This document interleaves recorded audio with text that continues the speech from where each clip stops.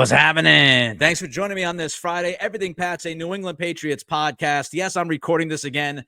Technical nightmare. Don't want to get into it. It's just about 2 o'clock on this Friday, so I got to turn this thing around very quickly. I appreciate every single one of you fighting through some of the technical drama I've had over the past couple of weeks. Next week, the plan is to have all of this set, be back in the podcast room, and be good to go. Let's talk about this defense. Training camp starts up on Wednesday. We are just days away. And the question that I have today for all of you is whether or not this defense can get off to a fast start in 2025. I believe it can. I believe this defense could get off to a very fast start in 2025, but there could be a debate when you look at the first month of this schedule. I'll get into that in just a couple of minutes, but let me look internally. Let me self-scout the Patriots here for a minute defensively. When you look at this defense, they are experienced through and through. Spillane's experienced, Milton Williams, Barmore, Gonzalez, Carlton Davis, Duggar, Peppers. You have a lot of experienced defenders on this roster. Beyond the experience, because that's nice, you got to have talent. And I have talked about every level of this defense over the past couple of months and why I think they've got a lot of talent, enough talent to be at least a top 10 defense in the league, if not a top 5 defense in the league. And if you haven't heard me wax poetic about certain positions or certain players, you could always check the Locked On Patriots podcast. I do one of those every single day now, Monday through Friday. Episode gets released every morning. So if I haven't hit on something here defensively, I can guarantee you I've hit on it at Locked On Patriots. So defensive line, a lot of talent. Linebacker, a lot of talent. Secondary, tons of talent. So you've got an experienced defense, you have a talented defense, and then you have a very good coaching staff. Mike Vrabel, we all know his calling card is defense. Terrell Williams has a tremendous reputation. You could look at Mike Smith and others. This defensive staff is very good. It's very good, and I think this defense has a ton of potential when we look at from on the field to the sidelines. So let's talk about this very fast start. They play the Raiders week 1. Now, of course, you're hosting the Raiders, which is nice. The Raiders have to fly across the country week 1. Very difficult task. Pete Carroll's been around for a long time. He understands how to handle trips. He obviously coached the Seahawks as his most recent stop before getting to Vegas. So he has handled this West Coast to East Coast thing plenty of times. But this is a new team he's coaching, an entirely new roster he's dealing with, and this is going to be a challenge for him. So you just look at the logistics of it. Then you look at the offensive line. The Raiders' offensive line is mid at best. Patriots, their front seven should get the best of this offensive line enough to do some damage and cause havoc. Then defensively, you've got 2 guys that you really have to pay attention to. Now, I love Jacoby Myers. You love Jacoby Myers. But Jacoby Myers is not an alpha receiver. He's not necessarily the kind of guy that defensive coaches are writing his name down on the whiteboard saying, this dude, we've got to double him. We've got to do everything that we could possibly do to slow him down. He's not that type of player. As good as he is, and as much as I appreciate him, he's not that kind of guy. Brock Bowers is. And when you look at somebody like a Brock Bowers, you have to go into that plan of that game that week. And you've got to look at yourself and you've got to say, as a defensive coach, have we done everything? Have we done everything that we could possibly do to slow down Brock Bowers? Are we ready? Are we ready for Brock Bowers and what he brings to the table? Because he is very difficult to handle. Tight end, moves all around. He's really, a wide receiver in the tight end position. He can beat you so many different ways. So you got to worry about Brock Bowers. And then, of course, you got to try to slow down Ashton Genty. It's going to be his first game in the NFL. Does he hit right off the bat? Is he shot out of a cannon? Or is this a situation where he needs a couple of weeks, maybe a month and a half to get his feet wet at the NFL level? So you've got to look at Bowers. You've got to look at Genty. If you can handle both of those guys, you're going to handle the Raiders. And I believe the Patriots have the defensive personnel to do that, because if you limit Bowers, if you limit Genty, this offense doesn't have a ton of pop. I like Geno Smith. but he's not going to single-handedly beat you. So this offense, if you can limit those two guys, you should have some success. Week 2, you go down to Miami. Tough, tough. Maybe the toughest part of this game for the defense will be dealing with the heat and the humidity down there in Miami. You're talking about September. It's going to be hot. It's early in the season. Is your conditioning right? Is your mental right? Did you approach the game correctly that week at practice? Or are you physically fit and able to get through 60 minutes? That's the first. That's the first challenge facing Miami. Outside of that, there are some things that could sneak up on you, could hurt you. There are some things that you should take advantage of. I start with the offensive line. Pro Football Focus has Miami ranked as the 25th offensive line in football ahead of this season. They don't have a very good offensive line. Their left tackle, I think, is a huge question mark in Patrick Paul, drafted in the 2024 draft in the second round. He was one of those offensive linemen that Patriots fans wondered why the Patriots didn't draft him. He was miserable in year 1. He just was not good when he was given opportunity. Now he is replacing Teron Armstead, a steady veteran. So offensive line questions, issues, problems, the Dolphins have some of those. Christian Gonzalez has had a pretty good history against Tyreek Hill. He knows what to expect, and I think he does as good of a job as anybody can against Hill, and Hill had a down season last year. So I don't mind the Gonzalez versus Hill matchup. Carlton Davis, I think, will be able to get physical with Jalen Waddle, affect him at the line of scrimmage with that physicality, and I don't think Davis is going to get crushed. He might, but I don't mind Davis versus Waddle. And this is why when we talk about this secondary, we talk about this defense, you've got Gonzalez and you've got Davis, one of the best corners in all of football in Gonzalez, and another guy in Davis who is respected and really seen as a top at least 15 guy or 20 guy in the league at his position. And this is the embarrassment of riches that you have at cornerback with Gonzalez and Davis, the ability to play both of those guys in the same defense. So you can say, hey, Christian, you've got Tyreek Hill, slow him down. Carlton, you've got Jalen Waddle, slow him down. And if either of one of those two guys has an issue with their matchup, then you can help that cornerback. But I'm pretty comfortable going in, even though Hill's talented and Waddle's talented and Miami's talented at the wide receiver position and offensively with Mike McDaniel. I feel pretty good about those matchups on the outside. I think the Patriots corners can absolutely hold their own. Mike McDaniel, just mentioned him. I think we saw that last year there was a little bit of slippage with his play calling, with his coaching. He's on the hot seat. How do the Dolphins handle that early on in the season, and can they get through? So I think you can deal with Miami as long as you can deal with the Heat. I think you can keep them under 24 points. You can keep them around 24 points or so, and maybe even do a better job than that if your corners show up like we anticipate them showing up. Then you come back home and you play Pittsburgh. This is another interesting matchup because some people will say, this is going to be tough, Nick. Aaron Rodgers, DK Metcalf. I understand. But Rodgers is 41 years old. We have no idea how he's going to look. For most of last year, he didn't look good for the Jets. Was that a Jets problem? Was that a Rodgers problem? I don't know. But again, the guy's going to turn 42 in December. Not everybody is Tom Brady. The vast, vast, vast majority of people are not Tom Brady. So Rodgers, I don't know what to expect from him. And I would not be surprised if he gets off to maybe a little bit of a slow start. If not, just has a slow season for the Steelers. He could end up being great. But the history is the history. We'll see how he reacts. The Steelers also have a young offensive line. They have a very young offensive line that they're going to be depending on. Pro Football Focus has them ranked as the 21st O-line in football. So below average is how you would look at it.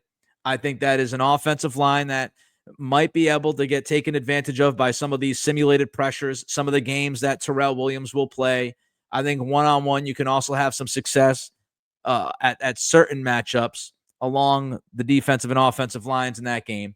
And beyond DK Metcalf, everybody's going to talk about DK Metcalf. Beyond DK Metcalf, the Steelers don't have a lot at the skill positions. They really don't. Jalen Warren's a nice running back. He's a little bit smaller. I'm not afraid of Jalen Warren. Metcalf is good. We know what he does. Again, you'll have Christian Gonzalez on him. That feels like a decent matchup. I know we'll all remember the deep pass to Metcalf last year for the touchdown in that Seattle game, but that was a miscommunication, blown coverage. I wouldn't be worried about that happening consistently with Christian Gonzalez on the field. The Steelers' number 2 wide receiver right now is Robert Woods. And they got Pat Freiermuth, who is a good tight end, but he's not explosive. So if you slow down Metcalf with Gonzalez, Davis can handle Woods. You make sure you don't give up any kind of chunk plays to Jaylen Warren. And I think you could have some success against this Steelers offense. And then you wrap up the final month against Carolina. That's another interesting team. You can certainly debate it. You can say, look, Bryce Young was really good towards the tail end of last year. Dave Canales hit his stride as a head coach and a play caller as the head coach for Carolina. They've got Leggett. They've got Tet McMillan. They've got Adam Thielen. They've got Chuba Hubbard. Nick, they're good. I understand. But I actually don't mind this matchup for the defense.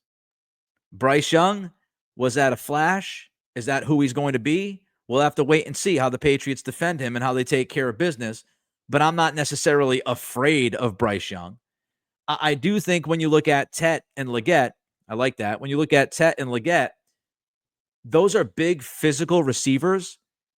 And I think Carlton Davis can do a decent enough job on Leggett. You might double him from time to time, maybe. And then it comes down to Christian Gonzalez against Tet McMillan. And you got a second-team All-Pro going against the rookie. Neither of those guys are going to kill you with their speed.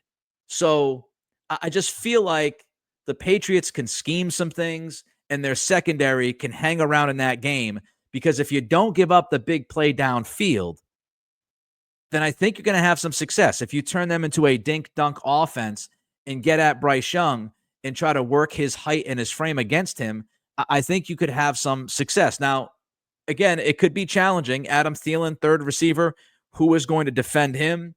Does he continue to defy age and look good? We'll see. The offensive line for Carolina, unlike the offensive line for Pittsburgh and Miami, the offensive line for Carolina, Pro Football Focus has him just on the outside of the top 10 at number 11. Chuba Hubbard's a very good running back. So that's why I think this is fascinating. I think the Patriots have a shot to get off to a very fast start defensively. And I told you why against the first 4 teams, but there are arguments on the other side. There are some things that could hurt you defensively that the Patriots are going to have to handle. We'll see if they can do that. There are some challenges, but if you're a top 10 defense, and I think this defense has the talent, the experience, and the coaching to be a top 10 defense, if you're a top 10 defense, you should be able to handle this first month of football. And if you get off to that fast start, you head into week 5, Buffalo, tough game, Sunday Night Football, but you should be ready to roll. So I think this defense can get off to a very fast start. Before I move on, I want to talk about TreVeyon Henderson, second-round picks, signing contracts. We've been all over this story from the very beginning. Before I get to that, don't forget to help us out. Click that thumbs up, that like button on the YouTube channel as you watch this, whether you're watching it, live or if you're watching it on demand. Don't forget to like. That helps us with the algorithm. Don't forget to throw your comments in. Do you think the Patriots defense will get off to a very fast start? Or do you look at this and say, man, heat and humidity, Tua and Tyreek Hill and Jalen Waddle down in Miami. Man, oh man, you got, Geno Smith, who was excellent against you last year, and maybe he does some things. And Ashton Genty and Brock Bowers are tough. And maybe you look at it from that side. Maybe I'm being too optimistic because the chaos that's been happening recently with all the technical stuff during this move. Maybe I'm just trying to find the optimism, but let me know how you feel with those comments. So don't forget to like, don't forget to comment, don't forget to subscribe, trying to hit 7,000 subscriptions, all because of you. And I appreciate every single one of you. Apple Pods, Spotify. Don't forget to rate, review, and follow as well. All right, I've been talking about this for quite a while. The second-round pick conundrum in the NFL. And, over the past couple of months, we have seen, we've seen that the NFL was having an issue with second-round picks and whether or not to guarantee these contracts to these picks. That's something that the NFL has not done. Houston and Cleveland, as we've talked about, guaranteed the contracts of their second-round picks. They did it rather early in the process.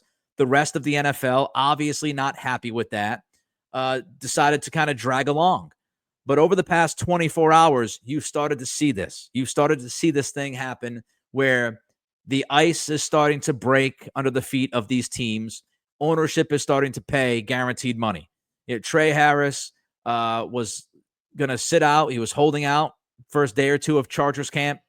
Harris gets his guaranteed money. He gets the contract. He's back. There have been 5 or 6 second-round picks that have signed in the past 24 hours or so, and they've gotten some guaranteed money. Not every single one of these guys has received a full guarantee, but a slew of deals have happened with the guaranteed money situation. Top of the second round, mostly getting guaranteed money in full, if not getting the full guarantee. So it looks like we're inching closer to what we might be looking at here regarding TreVeyon Henderson and the Patriots coming to some kind of solution, some kind of end to this. You've got all these picks. There's no reason. You've got all these other picks done. There's no reason to drag your feet, even if it's a little bit of guaranteed money. There's no reason to slow this process down if you're New England. You follow what these other teams are doing. Obviously, Henderson was picked in the top 40, so he's going to get more guaranteed money than some of the other second-round picks are getting towards the middle and end of the second round. You work on that percentage with the agents, and you get a deal done. Do not drag your feet. I'll give you an example. Nick Amenwari, who was drafted 35th in April, 35th pick in the draft, so a few picks ahead of TreVeyon Henderson. He got his deal done. 4 years, $11.6 million. That's it. $11 million guaranteed over a 3-year period. If you hear that behind me, it's my phone. It's potential spam. I'm not worried about it. So you've got the 4-year contract, $11.6 million guaranteed for Amenwari, who again was the 35th pick in the draft. So if you look at that, we know what the money is going to be. All the money is slotted. It's not going to cost you a ton of money to get Henderson done. It's just not. So get it done. You got to bite the bullet and say second round picks are getting at least some, if not all of their money guaranteed now. This is a new era. You might be unhappy about it as an owner, but if you want to help your football team, then you get that deal done. Because we know TreVeyon Henderson's impact is going to be significant this year. If he stays healthy, he is going to have a significant impact within this offense. He's going to be used in a variety of different ways. He's going to get a good number of snaps. He's one of the most critical players to this offensive operation. So if it's the difference between $1 million or $2 million or whatever it is to get him on the field, training camp, if he's going to hold out, then get it done. Get it done. Get it over with. That's what I think. Help your football team. Help Drake May. Drake May needs TreVeyon Henderson. He needs him out of the backfield catching passes. He needs that home run ability. He needs the pass protection on third down that Henderson brings you. Help your quarterback. Get it done. Help your offensive line because, yes, again, Henderson can make something out of nothing. Henderson can help you in pass protection on third down. Everything helps this O-line. A running back that can chip, a tight end that can chip, whatever you've got to do. So TreVeyon Henderson, lock him up, get it done. Look at the figures of the guys that are signing that were drafted ahead of Henderson. Look at the figures that guys are getting that were drafted behind Henderson and find the middle ground and get a deal done. I think they get it done. I'd be surprised if a contract is not done with TreVeyon Henderson by the time the Patriots hit the practice field on Wednesday. I'd be surprised if a deal's not done by the end of the weekend. All right, I want to wrap it up with this. Christian Gonzalez is the only Patriot to make a positional top 10 in Jeremy Fowler's most recent rankings for 2025. He ranked 11 different positions. Gonzalez was the only Patriot to make the top 10 of any position. And he finished sixth. He finished sixth in the cornerback top 10, which is interesting. I think that's a little low. I went into this on my Locked On Patriots podcast yesterday. Locked On had a top 100 list that we released, and Gonzalez was 65th overall, and he was behind a few cornerbacks that I don't think he should have been behind. And I think you could make the same argument with this list. Gonzalez should be at least, I think, 3 or 4 on this list. But at least he gets some respect, and at least he gets much more respect than some of the other players, justifiably or not, on this Patriots roster. What's crazy is when you look at Gonzalez finishing 6th, his highest ranking among the execs, coaches, and scouts was number 1. So somebody that Fowler took a vote from had Gonzalez as the best cornerback in football heading into 2025. Now, I'd go Patrick Surtain, but one person had Gonzalez number 1 overall. And then when you look at the lowest, somebody had Gonzalez unranked. Give me a break. Whoever had Gonzalez outside of the top 10 cornerbacks in football should not be involved with football anymore for the rest of their life. Take a sabbatical forever from the game, because that is crazy to me. There's no way that Christian Gonzalez should be left out of the top 10. There's no way on God's green earth. And I've got to wonder, that could have hurt. That could have hurt Gonzalez's ranking, right? If somebody leaves you off the list, I have no idea how somebody had Gonzalez unranked at this position. Second team All-Pro after playing only 20 games in the league. That's insanity to me. It's just absolute insanity. Here's what Fowler wrote on Gonzalez.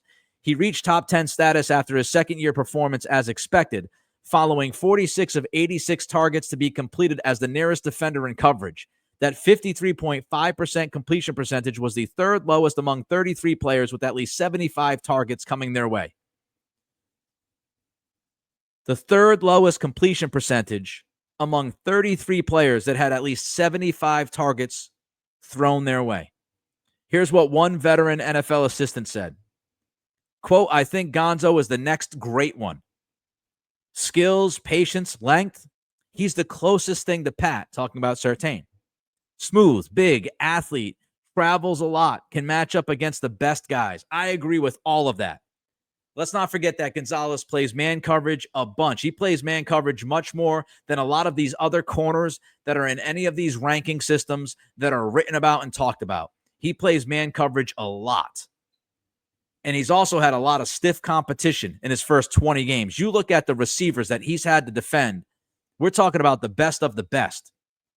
And he has shown up pretty much every single week and done the job. Stiff competition. I think he's been terrific. And now, of course, the one thing that we've always heard about Gonzalez, the one question about Gonzalez came up again in this story. Fowler writes, Gonzalez isn't known as a big thumper, though most corners aren't. Physicality is an area where he could improve. An NFL coordinator said he'll tackle, but I wouldn't call him physical. But he's got the size and coverage skills to put him on the outside. He can handle himself. He can also come up and play run support and play within the construct of the defense. It feels like Gonzalez is always going to have to deal with the, he's not physical enough. He's not willing enough to tackle. He's actually been more physical than I expected. And maybe that's because people just pooped on him too much before the draft. But I expected somebody who would be afraid of contact. I don't think Christian Gonzalez is afraid of contact. I've seen him go downhill. I've seen him make tackles. It's how he got hurt in his rookie season. So he's actually been more physical than I expected him to be. But it's probably, always going to be the knock on him because, frankly, there's not much else that you can criticize him about. He's shown really good hands, terrific coverage against some of the best receivers. He doesn't get beat downfield very often, if at all. I mean, he's been terrific. So there's always going to be something because somebody always has to say something. And I feel like that lack of physicality, or he doesn't want to tackle. He doesn't, he's not a snot blower. He's not a defensive lineman or offensive lineman. I'm fine. If my cornerback can cover like him, I couldn't care less if he tackles great or not. It's just, it is what it is at this point. He's a fantastic corner. I think he has a great shot at being a first-team All-Pro guy this year if he stays healthy. And I talked about this going back a month or two ago. I agree with Devin McCourty, who says he could be the best corner in football. He has the talent to get there. All right, that'll do it for this Friday podcast. Appreciate every single one of you. I've tried to go through all the technical stuff. I think we've gotten to a better part of it now, but we continue to deal with some stuff, but wanted to get this out to all of you. So apologize that it was once again recorded. It is what it is. Next week, the plan is to go live Monday, Wednesday, Friday from the podcast room. Can't wait to get that done. Don't forget to like. Don't forget to comment. Don't forget to subscribe. And don't forget to have an absolutely terrific weekend. Talk to you on Monday.